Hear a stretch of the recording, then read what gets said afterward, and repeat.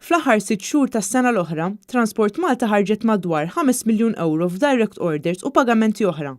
Dan kien żvelat mill-ġurnal Times of Malta. Skont il-Ministeru tal-Finanzi, id-direct orders għandhom ikunu limitati u jiġu użati biss f'każ ta' emerġenza. Madankollu Transport Malta għamlet mijiet ta' pagamenti fil-provisti u servizzi li ġew akkwistati minn kuntratti li setgħu kienu miftuħa għal kulħadd.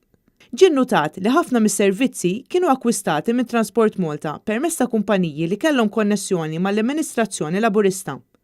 Wieħed mill-persuni li benefikaw minn dawn id-direct orders huwa l-preżentatur tal-Midja Laburista Karl Stanjo Navarra li tħallas is-somma ta' 21,000 euro minn Transport Malta għal xogħol ta' konsulenza fil-midja.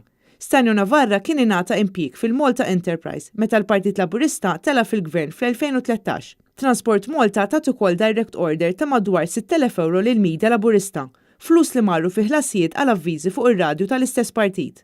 Festivals Malta irċevit is-somma ta' 35,000 euro minn Transport Malta sabiex jittella l-avveniment tal-massa Tomorrowland.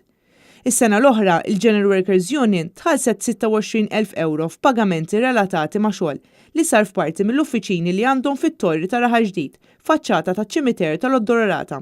Dan apparti iħlas ta' 500,000 li jsir kull sena lil General Workers Union minn Transport Malta għal-kiri ta' din il-binja.